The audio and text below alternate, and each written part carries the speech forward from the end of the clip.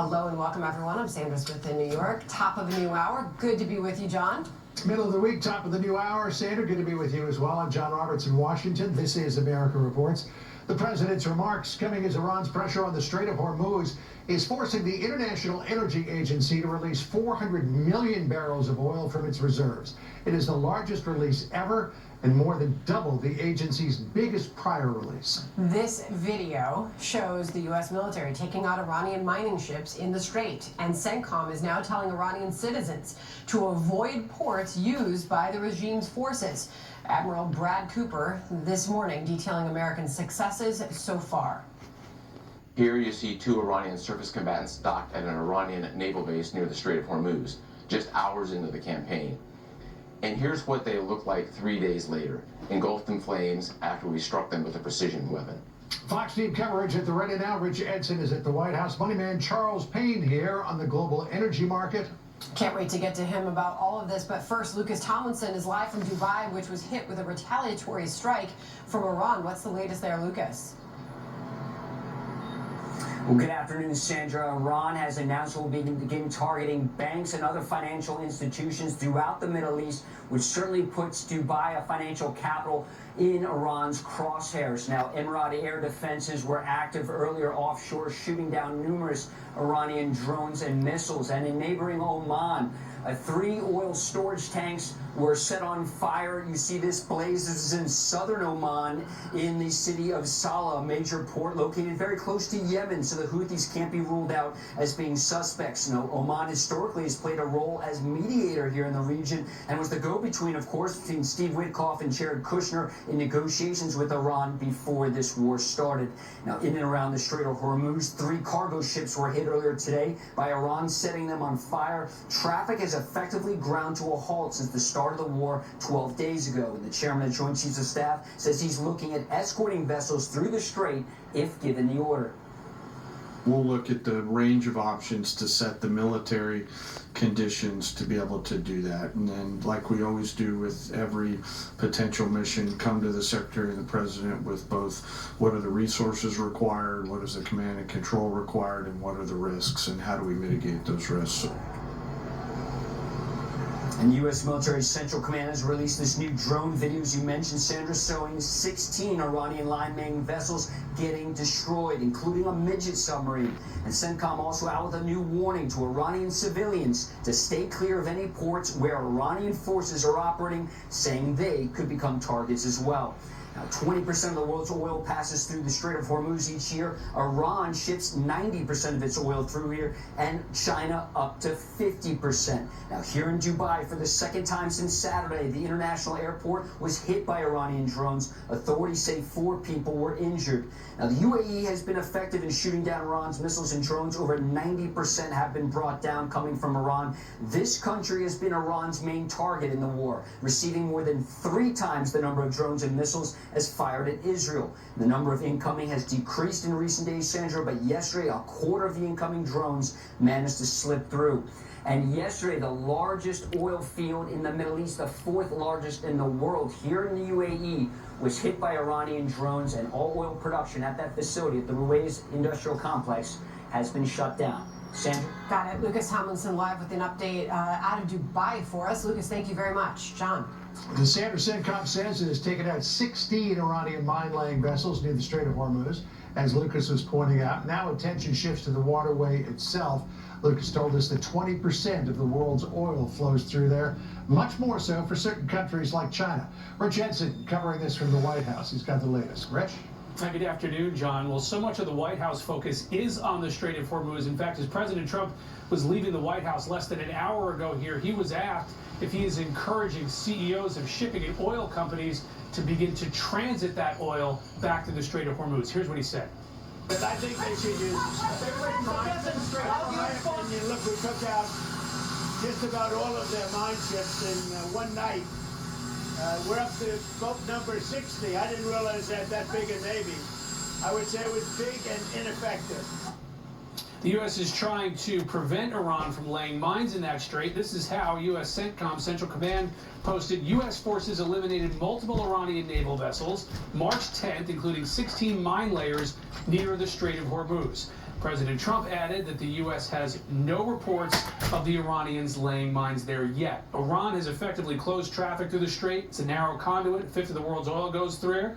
Iran says it fully controls the strait, and any ship looking to sail through it needs its permission. In the meantime, the International Energy Agency says its member countries will release 400 million barrels of oil, a move the Interior Secretary says he supports. We have a temporary transit problem that we're resolving militarily and diplomatically, which we can resolve and will resolve. This is the perfect time to think about releasing some of those to take some pressure off of the global price. This morning, the president told Axios he believes the conflict with Iran will end, quote, soon, yes, because, quote, I know. there's practically nothing left to target. I also asked President Trump on the South Lawn there if he's concerned about an Iranian-backed domestic terrorist attack here in the United States. He said no. John? All right, Rich Jensen with the update from the White House. Thank you, Rich. Nothing. Our countries will be making 400 million barrels of oil available. I repeat, 400 million barrels of oil available to the market to offset the supply lost through the effective closure of the strait. All right, so we're monitoring markets. So with a couple hours left in stock trading today, Dow's off 289 points, the S&P 500, the broader market down as well. However, the NASDAQ, I just peeked at a second ago, slightly positive. This while oil prices continue to go up. They're just above $87 a barrel right now. It's a gain of about $4 on the session. Let's bring in our Making Money with Charles Payne host. Charles Payne is here. Hello. Hi. This is the first time I've had you on since all of this began. And you think about, the Strait of Hormuz and the obvious, dependency the globe is on that for oil to transport through there.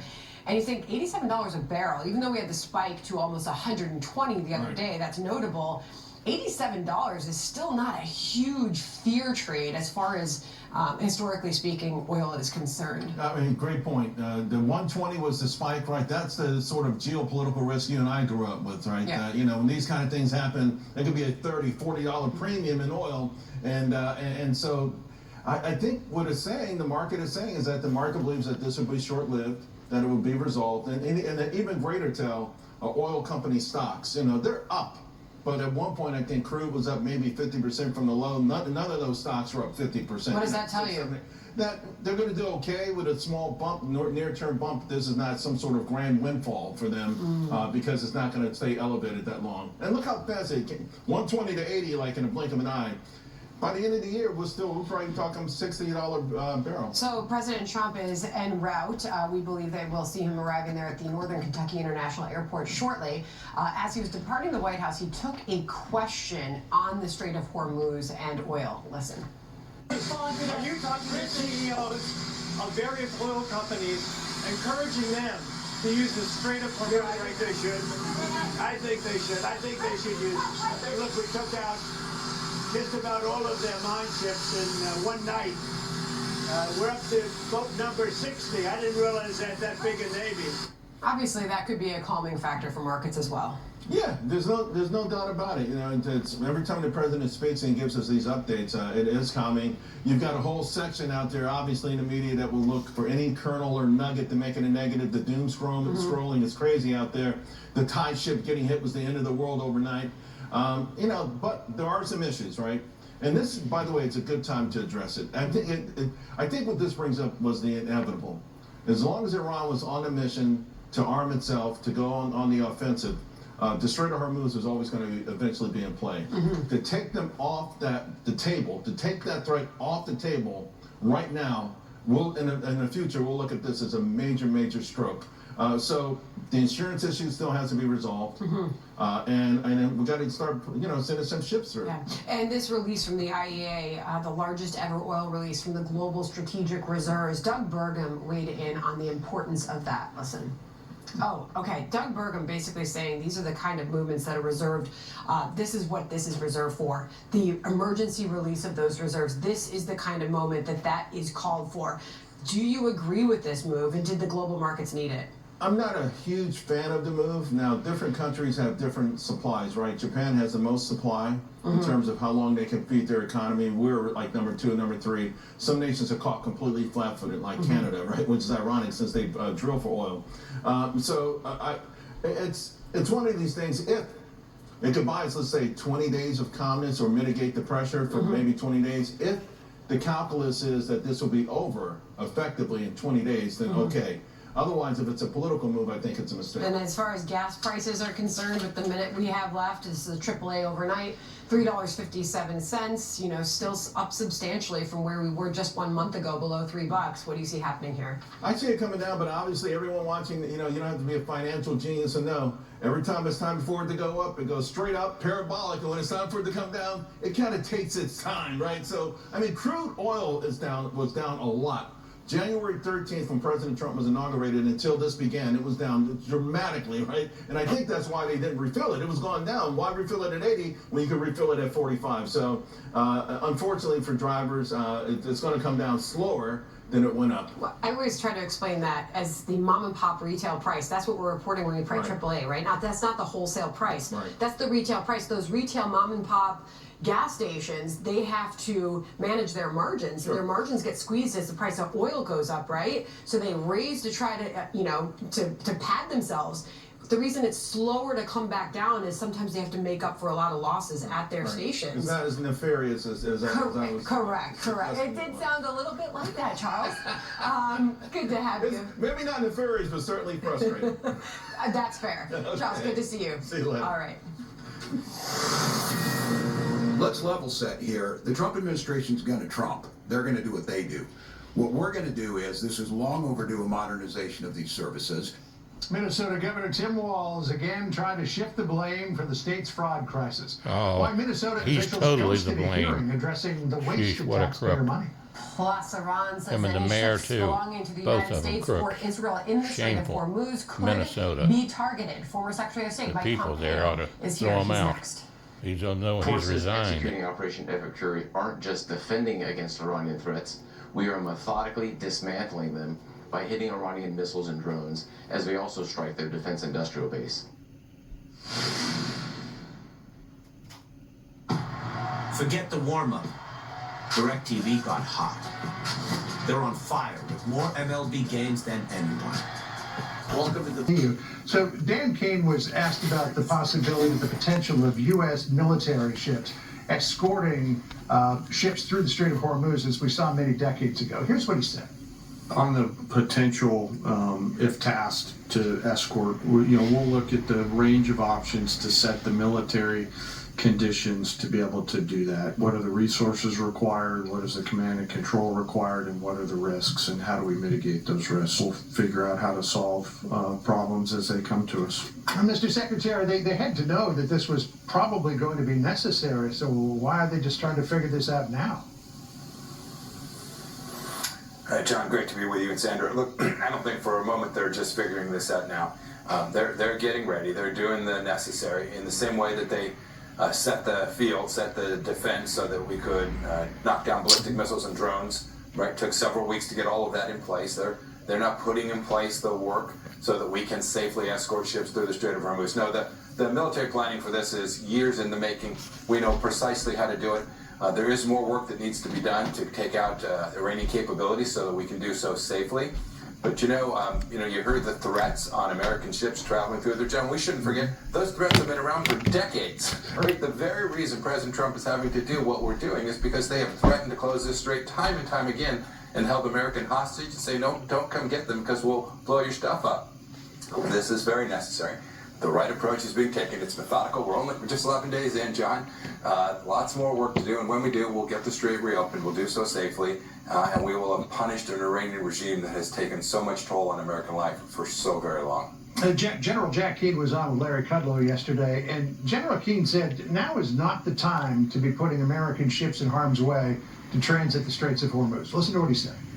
If we start to bring our warships through right now, the Iranians still have the capability to range those ships with precision weapons.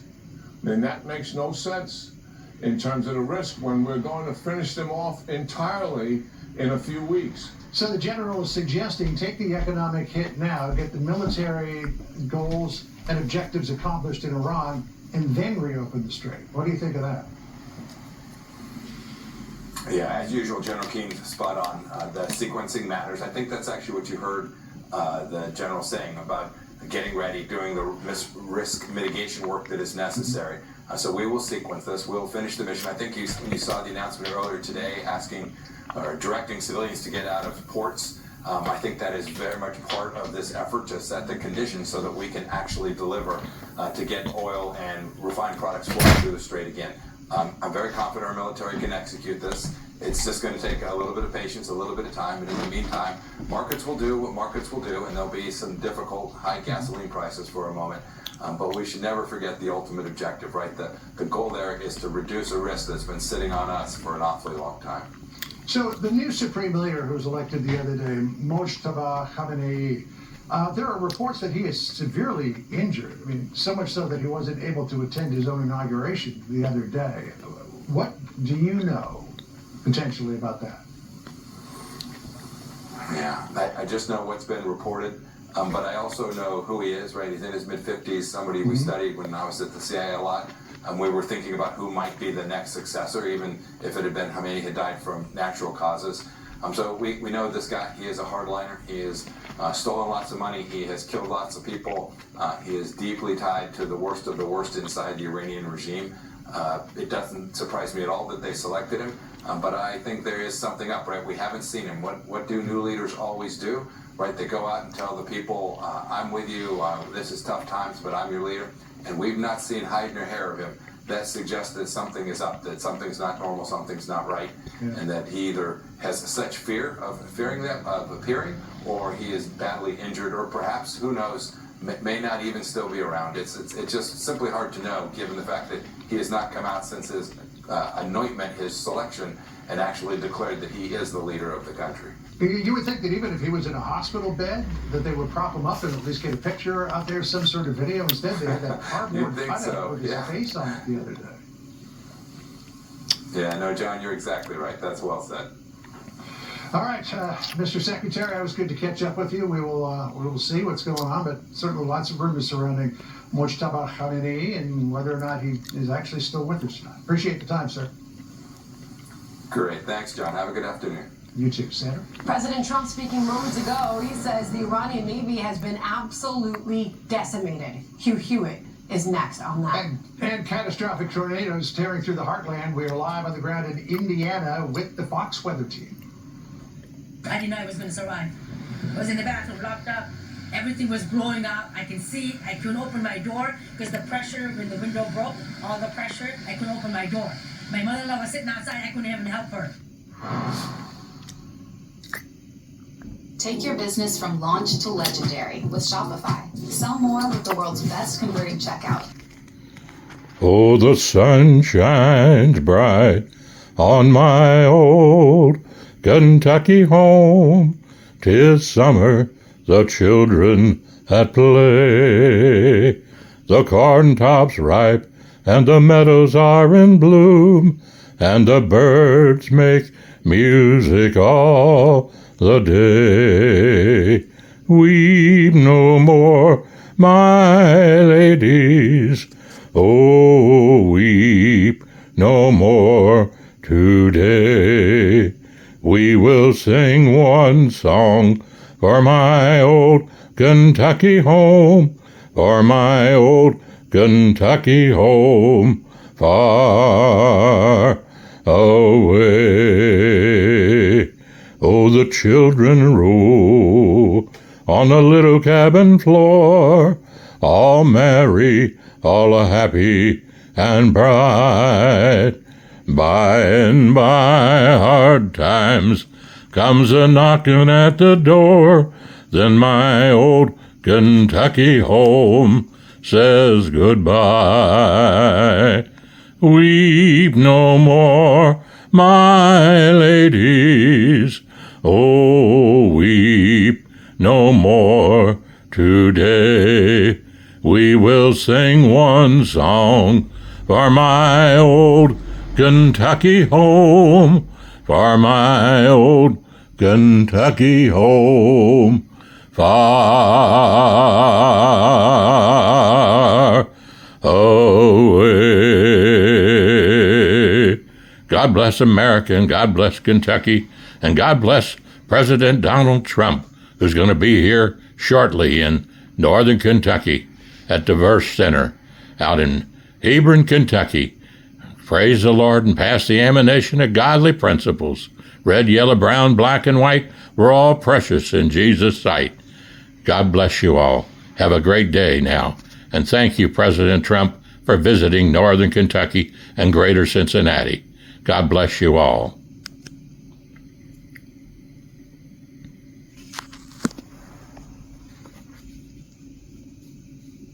Yesterday, boats, all their big boats are sunk, as the president said, 60 are sunk. So the United States is waging a deadly and precise war on Iranian militants. They are avoiding civilians. There have been some civilian casualties. That's tragic. We've lost 7 soldiers. Another 15 to 20 are seriously wounded. The Israelis have lost soldiers. Our Gulf allies have lost citizens. So the toll is high. But the potential for the world, the decisive defeat of Iran is globe-changing. It would be an enormous moment in the history of the world if Iran went from wearing a black hat to wearing a white hat, or at least one that was gray. And so I'm hoping that the president stays the course and just pounds their military assets into dust so that they have no choice but to capitulate, and do so formally. You used the word precise. This was Admiral Brad Cooper earlier explaining how the U.S. is taking out Iran's Navy. Listen here. You see an Iranian Jamaran-class warship, a large patrol ship, a drone smuggling vessel, and 4 other surface combatants docked at Chabahar port in the Gulf of Oman the day before we launched Operation Epic Fury. Here's the same pier 4 days later, all ships taken out of action. This Bayandar-class surface ship was hit and rolled on its side. I suppose that's an example of the precision that you just discussed. We see everything. We've got eyes in the skies on everything. I can remember the 1991 invasion, and we were all pretty astonished at how America achieved quick and decisive results. Then the 2003 invasion of Iraq took a couple of weeks to get up to Baghdad, and that was pretty incredible display.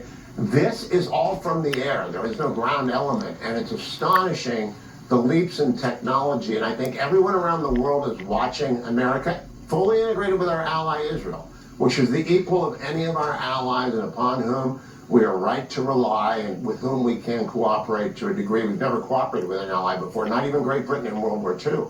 And we can say, wow, this American military is, as President Trump has said, by far the greatest in the world. We need to refund it, recapitalize it, resupply the munitions that have been expended, and hopefully the Republicans in the Congress will put their arms around this effort and be on the side of freedom for the Iranian people, because the Iranian people want freedom. There are 1 million people in the IRGC and the besieged, and there are 91 million Iranians who want them gone.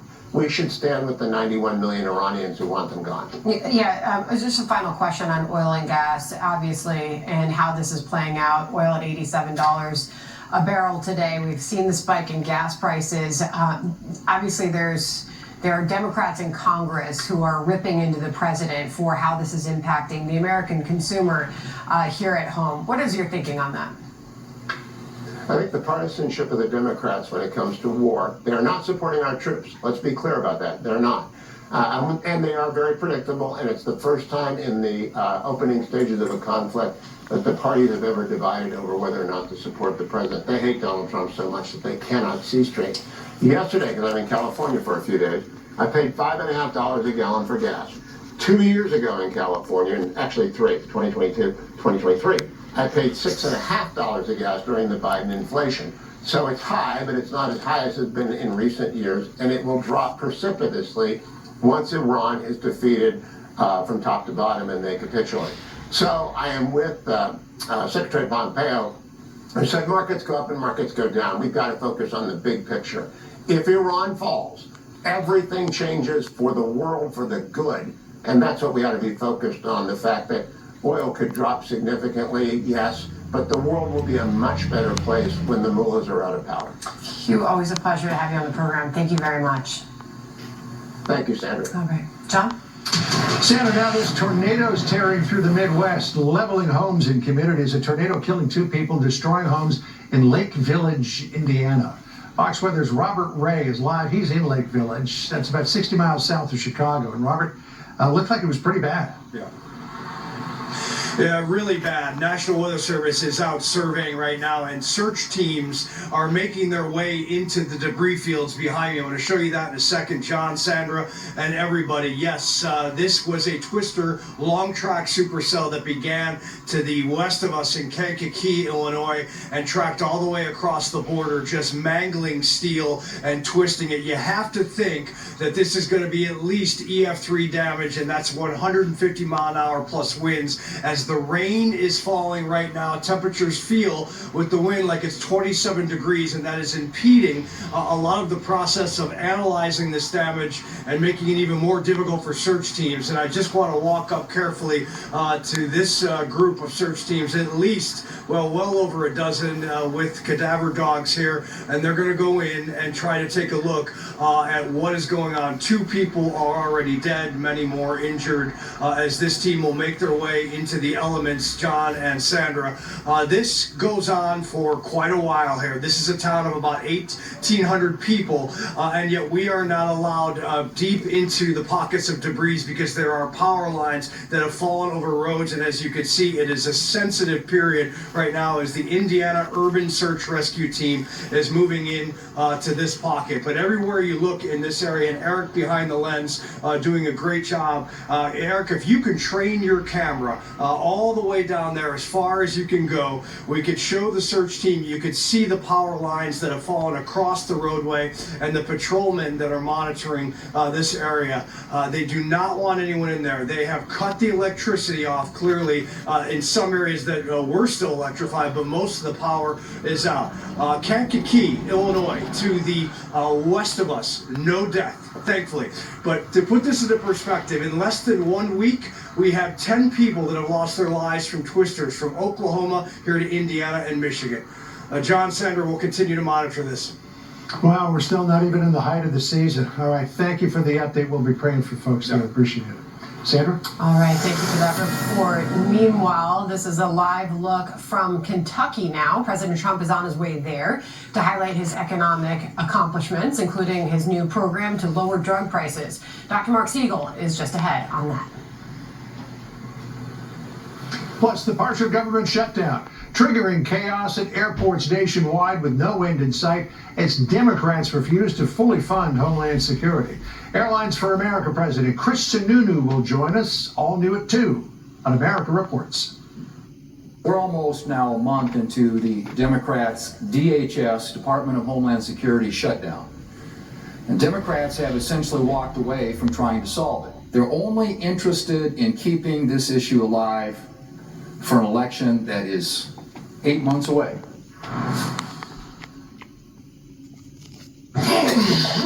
It's definitely a hard thing to wrangle, though, Doc.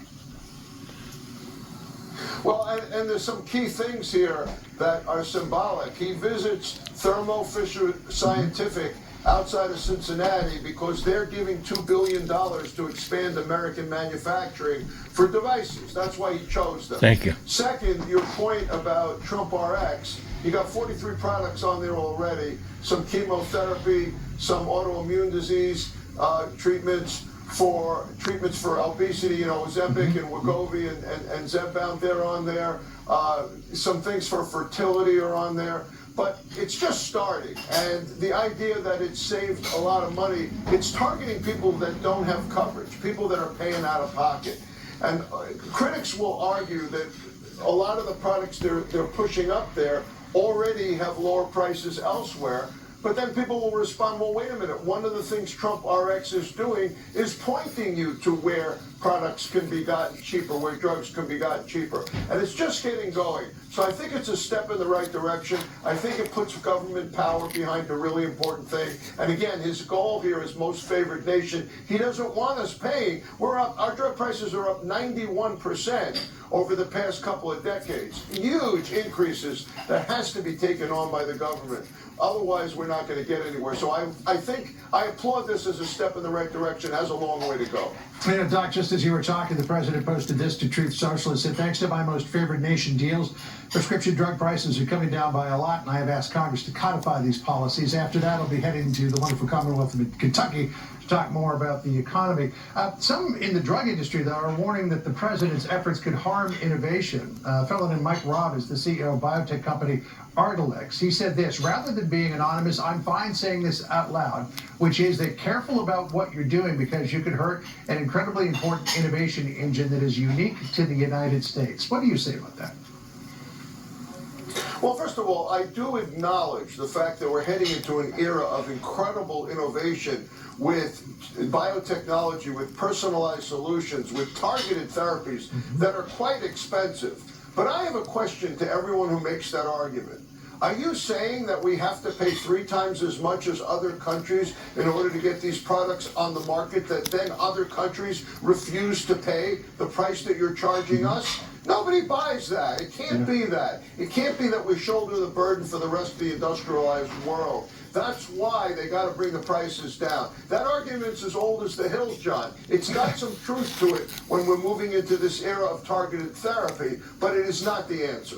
Yeah, you know, I was actually doing some research on that this morning because we keep on being told by American drug companies and biotech companies, look, Americans have to pay for the research because other countries aren't doing this. But one of the biggest drugs ever, Ozempic, is a product of a Danish company, Novo Nordisk. And to your point about people paying less than the United States, people in Denmark pay an average about 1/3 of what Americans do for drugs. And look at this yearly spending in the United States compared to Denmark, $1,220 a year in the U.S. compared to $318. That's a quarter of what we pay here in the United States, what people are paying there in Denmark. How do they justify that?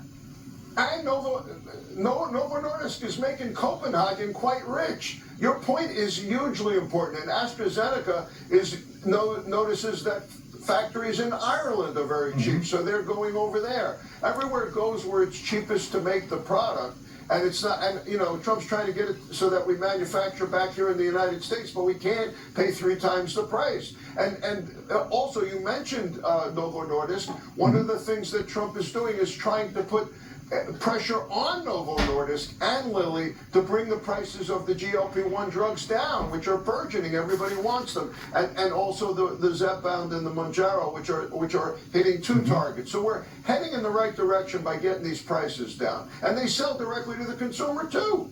All right, well, we'll see what the president has to say coming up there in just a short time in Hebron, Kentucky. Doc, as always, thanks for joining us. Appreciate the time. Great to see you, John. Thank you. Senator? John, the Iranian women's soccer team is beginning its journey home from Australia, but with 6 fewer women. Plus this. Now the 1-2 pitch. Judge swings and misses, and Italy has pulled off a stunner. What? The Team USA baseball on the edge of elimination in the World Baseball Classic, and their future might be decided by, as Chad Perkham likes to say, the math. And a potentially huge mistake by the manager. It's a story that you'll only see new at 2 coming up. Stay with us. Its team. Chief Correspondent Jonathan Hunt is out of London on that story for us. Hi, Jonathan. Hey, Sandra, it was quite obviously a heart-wrenching decision for every one of the members of the Iranian soccer squad. Their desire for freedom and desire to avoid persecution competing with concern for families back home. And, of course, there was the apparent intimidation and pressure from team minders seen here running through the team hotel pursued by Australian activists after hearing that an initial 5 members of the squad were seeking asylum. Australia now. You're in Australia. You're in Australia. You better run. Ultimately, 16 members decided to stay in Australia following the team's collective refusal to sing the Iranian national anthem before a match last week. Australia's Home Affairs Minister said each of the players and staff was talked to individually and allowed to make their own decision. And what we made sure of was there was no rushing. There was no pressure. Everything was about ensuring the dignity for those individuals to make a choice. A local official who was born in Iran acted as an intermediary between the Australian government and the team. These girls are so coerced, you know, even if they know they're going back to a death sentence. And Sandra, Iran's sports minister has just announced that the Iranian men's team will not now compete in the World Cup in the US later this year. He blames for that what he calls the corrupt regime, meaning the US, that assassinated our leader, as he put it. Sandra? Jonathan Hunt on that developing story for us. Jonathan, thank you. Sure. John.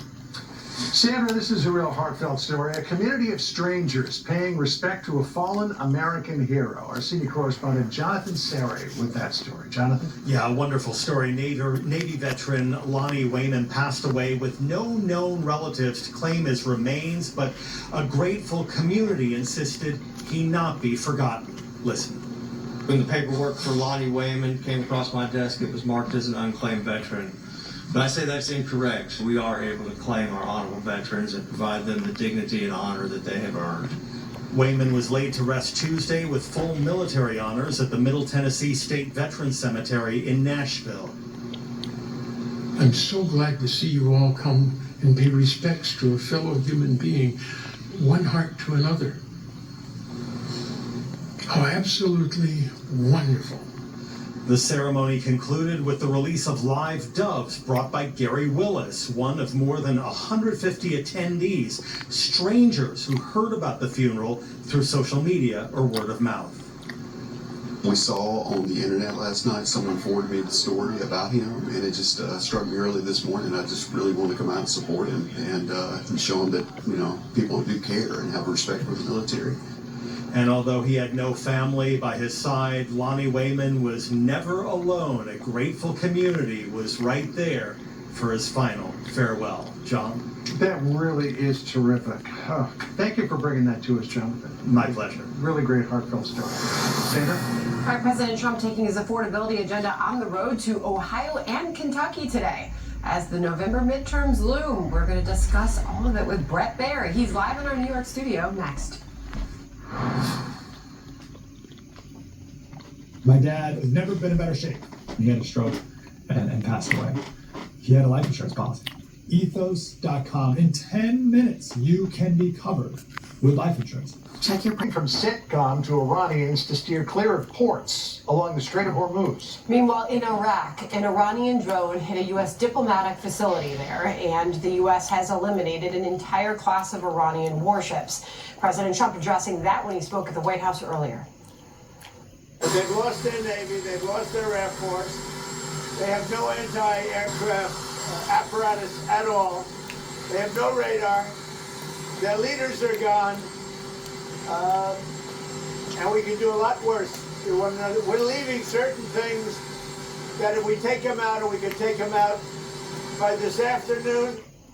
And the president saying that they took those out, Iran would never be able to build back. Welcome to a new hour of America Reports. I'm John Roberts in Washington. Busy hour ahead with the president now down in Ohio. Sure will be. We expect to see him shortly. Good to be with you, John. I'm Sandra Smith in New York. Iran's now using its resources to target the region's oil infrastructure. Brand new video showing a port in Oman engulfed in flames after Iranian drones hammered its largest oil storage facility there. Now, if you recall, Oman was involved in trying to broker negotiations between the U.S. and Iran. The U.S. responded to that by focusing on the Strait of Hormuz, destroying more than a dozen Iranian mine-laying boats and weighing naval escorts for American commercial ships, as Iran calls them legitimate targets. The very reason President Trump is having to do what we're doing is because they have threatened to close this strait time and time again and held American hostages. Lots more work to do, and when we do, we'll get the strait reopened. We'll do so safely, and we will have punished an Iranian regime that has taken so much toll on American life for so very long. Fox News team coverage kicks off right now. Chief National Security Correspondent Jennifer Griffin is standing by. But first, our Chief Foreign Correspondent Trey Yingst is live in Tel Aviv for us to kick off the hour. Trey? John Sandra, good afternoon. Reports indicate Israel is bracing for an uptick in Iranian fire tonight. Overnight, there were more missiles launched at this country, although fewer at a time, given the fact that the United States and Israeli planes continue to go after these launching positions inside of Iran. You can see in this video here some of those interceptions taking place over Israel's second largest city of Tel Aviv, sending millions of people below into bomb shelters. Those planes that are taking out these launching positions being flown by pilots that are stationed just outside of Tel Aviv. Israel's chief of staff, Eyal Zamir, met with some of those pilots today, encouraging them to continue striking Iranian targets alongside their American counterparts. As all of this is taking place, Israel's defense minister, Israel Katz, has a new update on the success of the operation. The IDF, together with our partner, is carrying out an impressive and systemic operation targeting regime personnel themselves, the Revolutionary Guards, and the Basij. Many thousands have been killed, and because they are shutting down the internet, they are concealing it. The Israelis looking east, but they're also looking north to the Iran-backed Lebanese militant group Hezbollah. You can see in these strikes here massive explosions in the Dakhia neighborhood of southern Beirut. This is where Hezbollah is launching a lot of their command and control operations from. And even as we speak now, there are alerts coming in northern Israel as Hezbollah launches more rockets over the border. Israeli ground troops are all pushing into defensive positions in northern Israel, actually moving deep into southern Lebanon. Some artillery units here along the border being used to target Hezbollah positions just across the border. Now today, shifting back to the Iranian capital of Tehran, some interesting images here. You can see funerals that were held. All of the people in the streets here, these are pro-regime demonstrators in support of the new supreme leader, the Ayatollah Khamenei, the son of him, Mujtaba Khamenei. And it's important to note here, we're not seeing any of the anti-regime protesters in the streets of Tehran over fears about a crackdown, and a new statement today from a security official in the capital of Tehran saying this. If someone comes to the streets at the request of the enemy, we do not see them as protesters or anything like that. We see them as enemies, and we will deal with them as we would with the enemy. All our children are ready to fire.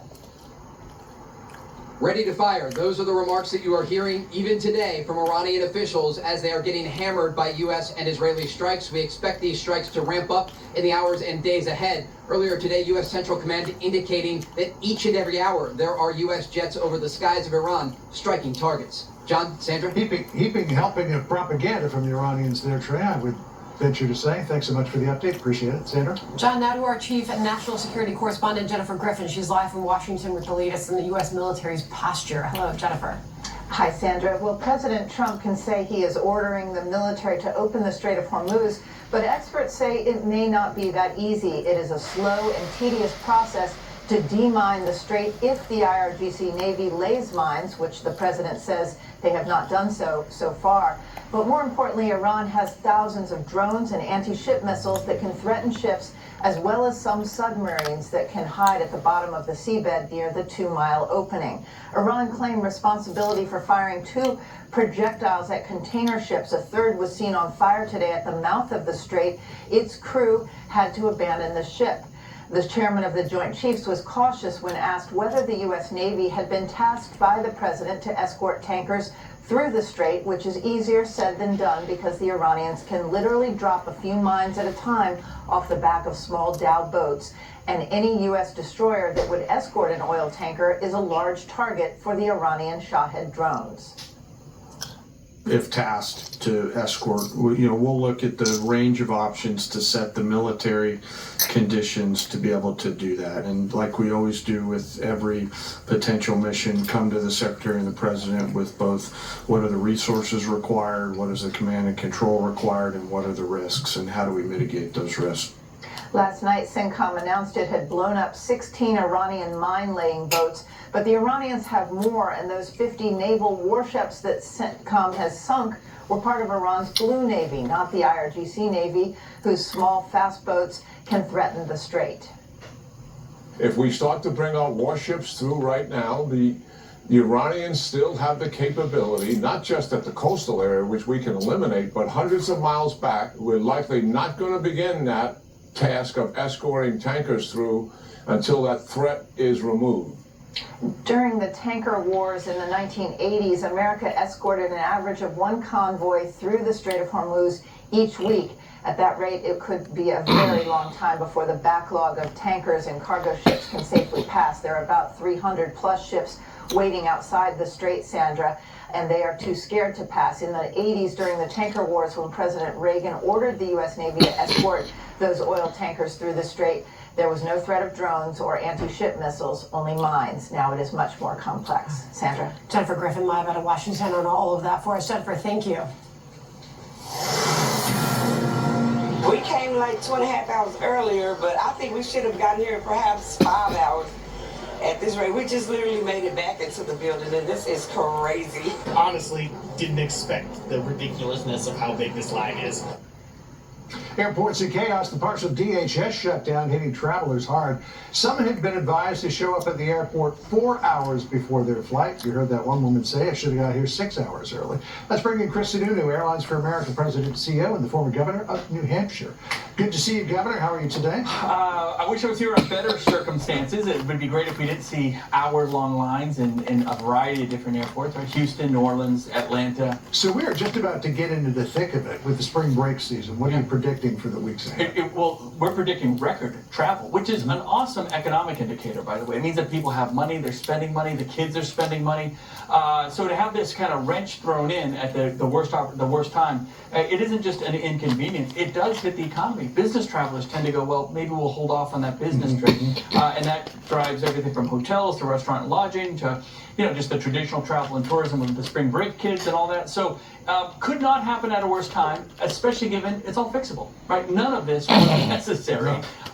It's just a political, it's grandstanding, I don't know, to be blunt about it, because I get that, we can all have discussions about ICE and DHS funding. ICE is funded, right? There's nothing that's going to be achieved. ICE is still going to remain funded. They got all that money. But the argument's not over ICE funding, it's over ICE operations and how they comport themselves. But since Tom Homan pulled the ICE operation out of Minneapolis, I haven't seen a front page story about it in a couple of weeks. So there have been a lot of, I won't call it wins for the Democrats, but a lot of things that Democrats were concerned about that should be allayed, right? They weren't thrilled with Kristi Nova's leadership. She's moved on. Body cameras. Yeah. They weren't. The body cameras are now in place and being accelerated, which is great. The issues in Minnesota have subsided. These are good news stories that, again, you should be able to use that as I would hope the Republicans could use that as political capital and say, okay, we're going to move forward. And now they have a new secretary coming in. Yep. Mark Wayne, I think, is going to do a phenomenal job here at Airlines for America. We're big fans of his.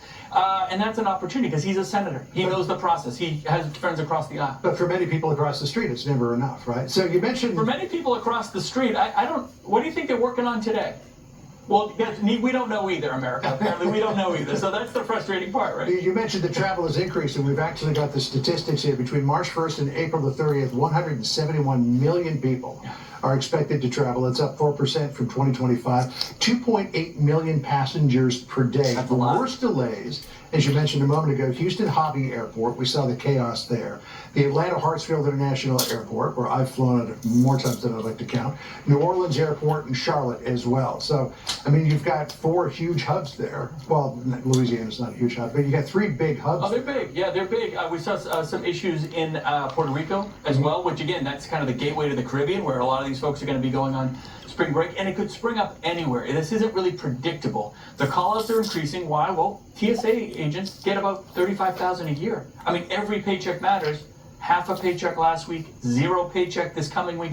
It's understandable. Do we have any idea how many TSA agents are living paycheck to paycheck? At an average of 35,000, I would expect a lot. Almost all of them. Yeah, I would imagine.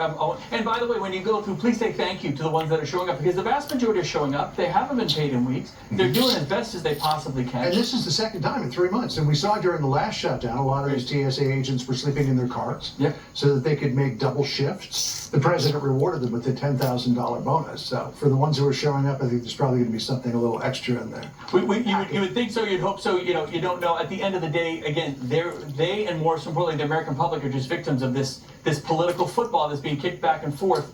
all solvable. All the bills are sitting right in that building. Just go say yes. It's that easy. Yeah, Go say yes right I saw now. you release Airlines for America. The global entry has opened back up. That was a huge win. We've been trying to get that one open on the international side. Pre-check is maintained. They closed pre-check for a day. We fought hard and got that back open. So we got to keep fighting the fights. But at the end of the day, the federal government has the responsibility to pay their own employees. Well, traveling public is about to get very mad at somebody. We'll see where it lands. It's good to talk to you. I appreciate it. Thank you, sir. All right, Sandra? Well, that might already be happening in some of those long lines, John. Moments ago, meanwhile, President Trump just touched down for a multi-state tour with the economy front and center on the agenda. Brett Baer is here in New York City to tell us what it means for the midterm elections, plus this. We're aggressively attacking fraud, and it keeps us in the news, which I'm perfectly fine with. I'm willing to take the whatever political heat there is for making these massive changes that need to be done. Minnesota Governor Tim Walz Shame on him. Laser focused on fraud. So why did the state's Department total of Human Services corrupt completely skip a hearing on operation? Tommy Lauren's take on that coming up. That's rough. But hey, with SafeLight, you can get that fixed any way you want. Anywhere I want. Expected to arrive any moment at a drug manufacturing plant in Cincinnati, Ohio. There he is stopping down just a little while ago. FBN's Grady Trimble. He is live in nearby Hebron, Kentucky, where he'll be speaking a couple of hours from now. Grady, what's going on there? Busy day, John. The crowd filing into this event as the president makes his way to that biotech pharmaceutical company, Thermo Fisher Scientific, which is just across the river in nearby Cincinnati, Ohio. And the president gave us a bit of a preview of what he's going to say on the ground here, particularly at that location, where he posted on Truth Social in the air on Air Force One, talking about how his tariff policies and trade deals will help lower prescription drug costs and help bring good-paying jobs back to the United States. And what's interesting about this trip, which of course is focused on the economy, is that we just got new economic data today in the form of new inflation data. The numbers show that the inflation rate is holding steady in February at 2.4%. But it's important to note that that number does not include the impact of Operation Epic Fury on oil prices, for example, which in turn tend to drive up the prices of everything else. So we'll have to wait for March's data for that. But the White House says that any impacts from the conflict in Iran are temporary disruptions. Rest assured to the American people, the recent increase in oil and gas prices is temporary, and this operation will result in lower gas prices in the long term. At that biotech factory, the president will also talk about the newly unveiled website, Trump RX, which is focusing on helping Americans get their hands on lower prescription drugs. Then he'll head here to this logistics and packaging company, Verse Logistics, just over the river, the Ohio, in Hebron, Kentucky. And what's notable about this particular location is that right now we are in Republican Congressman Thomas Massey's district. Massey has been extremely critical of President Trump since the start of Trump's second term, and President Trump doesn't like that. He endorsed Massey's primary challenger, Ed Galrein, and doubled down on that support yesterday in a Truth Social post ahead of his trip today. So what we're eager to see when the president is here talking about the economy is whether he brings up Thomas Massey's competitor in the May primary. Obviously, President Trump is trying to get Massey out of Congress and add Ed Galrein in. John? Well, I'm sure if he brings it up, he's not going to pull any punches because he's not known for that. Grady? Thanks, Sandra. Right. All right, John, let's bring in Fox News chief political anchor and executive editor of Special Report, Brett Baer, is here in New York with us. Good to have you here, Brett. I'll start off with this from the White House on that inflation report we just got this morning. It shows yet again that President Trump has ended Joe Biden's inflation crisis. The American economy is strong, and once we are past temporary disruptions from Operation Epic Fury, we will see even greater economic progress with cooling inflation, higher real wages, and robust private sector growth thanks to President Trump.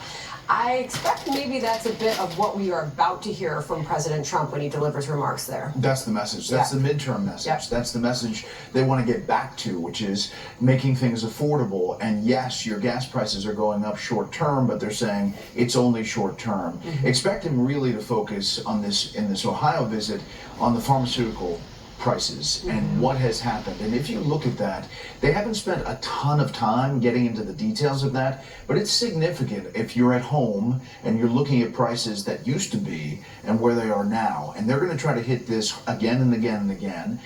You know, the stop in Kentucky has a little bit of Thomas Massey stop because it's in his district, but it'll also be an affordability push. Yet Democrats seem to see this as an opportunity to knock the president and his decisions over what is happening with oil and gas prices. Rand Paul was asked about this by Maria Bartiromo earlier this morning. Here's his thoughts on how it'll impact midterm elections. I think high oil prices will be a problem. I think the 2026 elections already, we are behind the 8 ball as far as the electoral process. I think if you add in high gas prices, high oil prices, and if we are still bombing Iran with kinetic action, people don't want to call it war, but if there's still kinetic action that causes oil to be over $100, I think you're going to see a disastrous election. But yeah, we're at the height, I mean, what could be the height of this, and aside from the temporary jump to $119 a barrel we saw a couple trading sessions ago, oil's back to $87 a barrel. There's no indication that it's going to live above $100 a barrel, at least not right now. That's right. And he is correct. They are behind the 8 ball.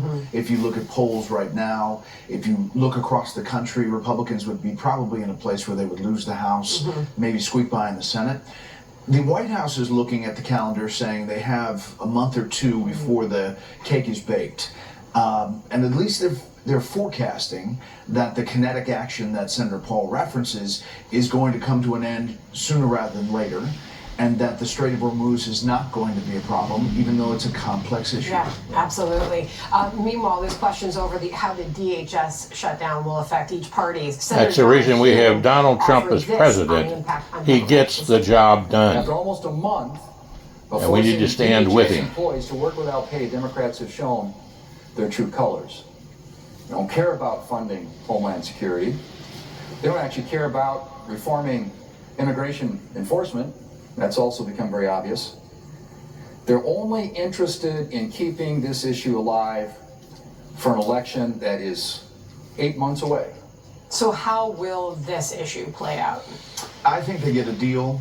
I think it's tough to place the blame in Washington on these bills, but this one seems a little bit easier because the TSA lines and what you see, you can say, I was just at the airport today. Somebody came up to me and said, when are the Democrats going to do the deal? He was a TSA guy. And I said, you know, I'm not sure when the deal is going to happen. He said, they got to get it done. I'm working on my second shift. You know, so you feel for them. They're showing up for work and not getting a paycheck. I think it's easier to place that blame. I bet they get a negotiated deal. I also think this Save America Act and what we're seeing with John Cornyn and others making changes, there may be something that politically changes the dynamic for Democrats there. It's interesting that the reporter sitting in the new media seat at the White House press briefing that we carried here live yesterday said she too was stopped by a TSA agent at the airport. Similar sentiment. Finally, you know, I won't even play it out. I'll just say it. Senator Mark Warner, he's saying that, you know, Republicans are prematurely, and the White House is prematurely saying the inflation crisis is over. People are still suffering through affordability. I wonder how the messaging could evolve here. Again, we're about to hear from President Trump, Ohio, Kentucky. You know, I wonder how that message evolves as we head to the midterm elections. Yeah, it's probably not the message, it's what people feel. Yeah. And if they don't start feeling it pretty soon, again, within the 2 months, you start getting baked in the cake before November. So I would say, you know, 2 months, you got to feel that prices are coming down. Whether it's oil prices, gas prices, but most importantly, when you go to the grocery store. Food prices, yep, those are stubborn right now. Brett, good to see you. You too. Thank you very much. All right, now this. They're pretty bad. I'm driving a little bigger truck than this, and it's $200, which they said, you know, just one way. Well, I was content with $4, but now $6.07. Yeah, it's ridiculous. Too high of a price. Gas prices are soaring and Democrats blame the Trump administration. But should states like California be looking in the mirror? Yeah, sky-high prices there, John. Plus, Senator James Lankford will be joining us live right here after the White House prepares for a potential Iran-backed response on U.S. soil.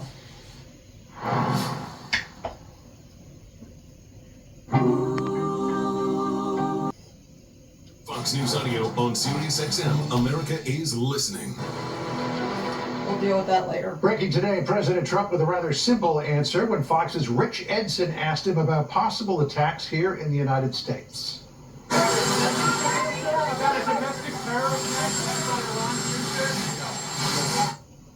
Said he's not worried about it, but the intelligence community is keeping a close eye on potential Iran-backed sleeper cells, reportedly intercepting possible encrypted communications that could serve as a, quote, operational trigger.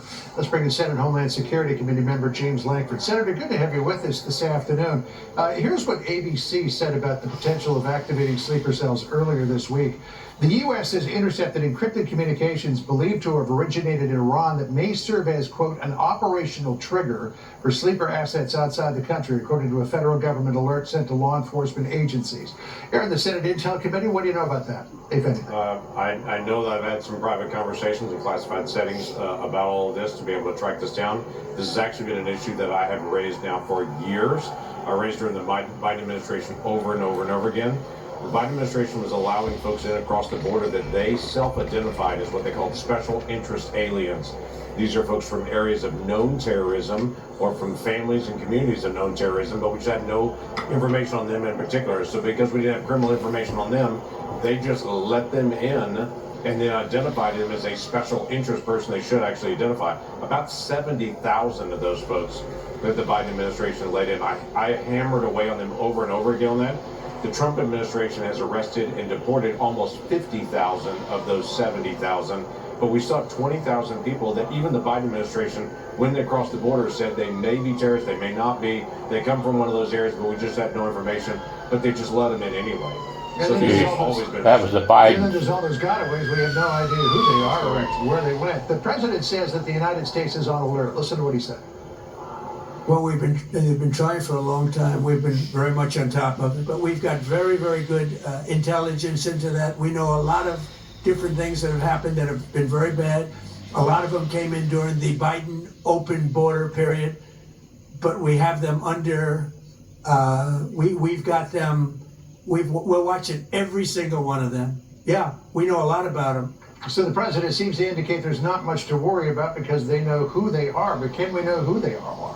Yeah, he is setting the nation at ease, saying they're on watch on it. I just met with Kash Patel not long ago on this, and I'm telling you, FBI is doing a great job. They're engaging, but the Biden administration's open border policy literally let them in and told the FBI, here's the names of them, but there was no way to be able to really track them down. This FBI and this ICE is actually tracking them down and actually engaging in a very different way. So the president's just reassuring Americans, hey, we understand the threat, we've seen it, we're already operational, we're already going after it. Like I said, 50,000. That's the reason we need to have ICE. They've already picked up and deported. The country still is more work to be done. desperately in need So the House of Minority ICE. Leader Hakeem Jeffries says all this talk is just fear-mongering to try to get the Democrats to capitulate on DHS funding. Listen to what he said.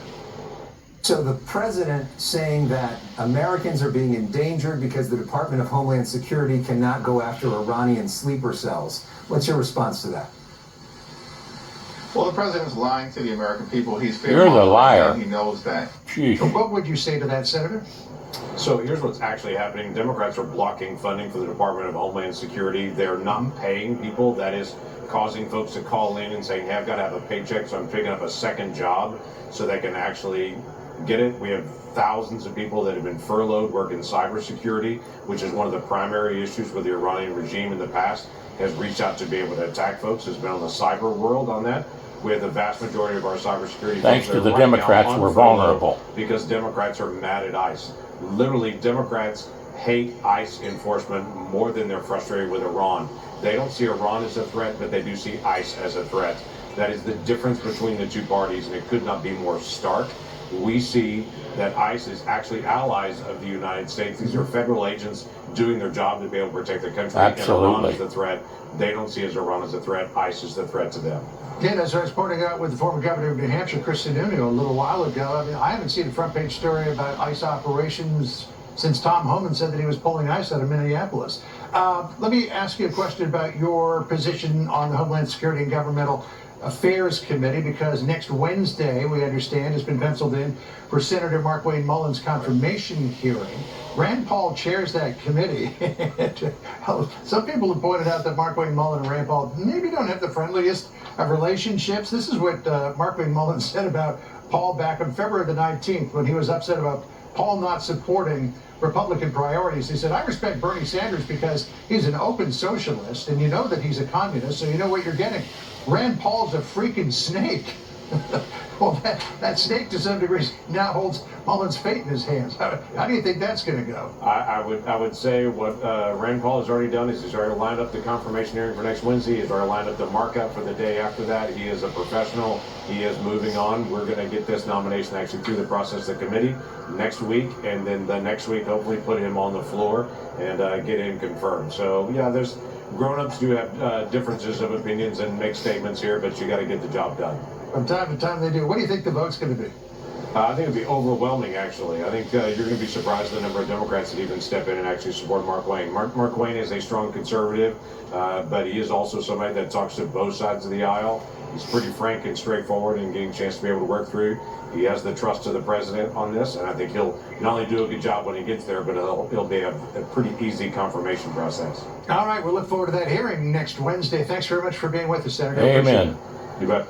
All right, Sandra. John, accusations of ghosting as Minnesota officials skip a state hearing on fraud. Tommy Laren's here to talk about it. She'll join us next. Falls are the #1 cause of injury to senior citizens. Acorn Stair Lifts has the solution. Just don't fall. Sit, relax, ride with an Acorn Stair Lift, the world's leader in stair lifts. Don't let limited mobility keep you from going up and down your stairs, even outside. The Department of Human Services could not be bothered to show up for a hearing on the massive fraud scandal rocking the state. The committee chair says department officials told her, quote, they were busy. Correspondent Garrett Tenney reports live from Chicago. Garrett? Yeah, John, and these are the officials in charge of the agency that has allowed billions of dollars of fraud to happen, and they were going to face some tough questions at this hearing that included the former FBI agent appointed by the state to investigate the fraud late last year. His report found that DHS officials previously encouraged employees to embrace a mindset of 70% compassion and 30% compliance when deciding what charges and services should be approved, instead of focusing on making sure the providers were actually legitimate. Why did that happen? What is the agency doing to change that? Well, those are some of the questions lawmakers wanted to get answers to. They didn't do anything. Crooks is what they were. DHS didn't The show up. And I'm governor and the mayor. frustrated because as I was walking out the door, they walked into the next hearing in the exact same room. And I asked them, why didn't you show up at our hearing? And they said, oh, they were busy. They just ghosted us because they didn't want to have to face the whistleblower accusations. Those whistleblower accusations come from a current DHS employee who testified that agency leaders retaliated against her and accused her of being racist when she raised concerns about a number of suspicious charges. She says the folks leading the agency right now are part of the problem. I am very much questioning the competency of the leadership of the Department of Human Services, but the actions, the mindset, I heard you use the term fraud prevention mindset. That is not present. That is not present at the Department of Human Services. And despite all of the fraud that's come to light, it is still not clear what kind of reforms the divided legislature will be able to pass before the end of this legislative session, if they'll be able to pass any at all. John? A culture of compassion over compliance? That's a recipe for disaster. Garrett Teddy for us. Garrett, thank you. Sandra? All right, let's bring in Tommy Laren now, co-host of the Big Weekend Show and host of Tommy Laren is Fearless on Outkick. Just incredible details emerging. Here's more from Faye Bernstein, Tommy. 20-year employee at the Department of Human Services said this about being retaliated against when she reported that fraud she saw. I was walked out of the building. I was banned from all DHS owned and licensed property. I was investigated. That went on for months and months. I can only imagine the cost to the state of that investigation. I do not see how we can come through this without a massive change at the Department of Human Services in our leadership. It is so entrenched. The need to retaliate against people who speak up, as I initially did in the most benign ways. Incredibly serious allegations here, Tommy. Right, and to not show up to this, the cowardice here is really stunning, to not face the music. I think that those in Minnesota that are a part of this department or part of leadership there think that the eye of the American people has moved on. Obviously, we've got Operation Metro Surge, that is largely over. Tommy, 2 seconds. The president's now speaking there in Ohio. Let's dip in here. 1 year depreciation is great. 1 year expensing, everyone loves it. And we did a little excursion. We had to take this little few weeks of excursion, but it's been incredible. Our military is unbelievable, the job they're doing. I would say, to put it mildly, way ahead of schedule. We've knocked out their Navy, their military in all forms. We've knocked out just about everything there is, including their leadership. Twice. We knocked out twice their leadership, and now they have a new group coming up. Let's see what happens to them. But 47 bad years we suffered with them, not only us, the rest of the world, and we're doing our job. So I had to take an excursion, but it's doing well. The market's holding up well. I figured we'd be hit a little bit, but we were hit probably less than I thought, and we'll be back on track in a pretty short while. Prices are coming down very substantially. Oil will be coming down. That's just a matter of war. That happens you can almost predict it.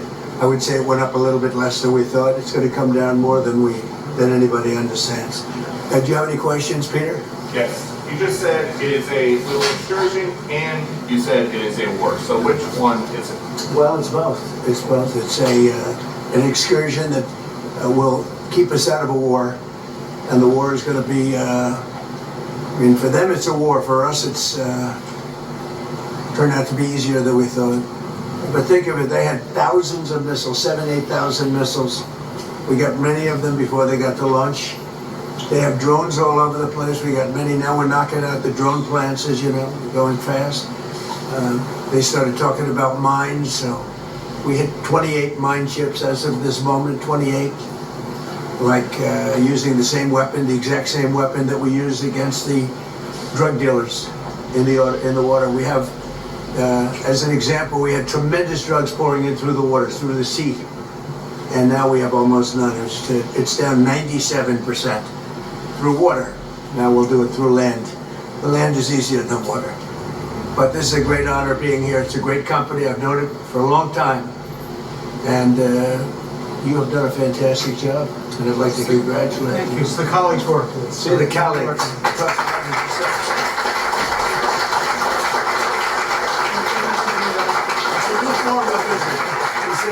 My associates, my colleagues, what about people that just work for you? No, right? They're colleagues. 25 years. That's why it's doing so well. Congratulations, great company. Thank you very much. Thank you, great honor. Thank you, everybody. Gentlemen, we thought it would just be good to introduce some of our best let's go. People in our team and have you have a chance to say hello. Well, let me have a picture with them. How about that? That's great. Come on, Peter, take a picture. Come on. Let's go. Let me get alongside some really good-looking people. All right, let's go. All right, that's perhaps the only bit of audio we're going to get from that. All right, let's see if we can get back in. Okay. All right, we lost daggone it. Keep on the picture. John, what you heard from the president there right off the top was that they've taken out the Iranian Navy. As you've heard him say, they've decimated the Iranian Navy there. They've dismantled their ability to do don't do that just over about in Kentucky. anything. I hope they the president confirming that to film this Peter, thing. who got a question in and potentially is taking a picture right now. But Iran still naggingly is able to fire off not as many missiles as it did in the past, but certainly it's still getting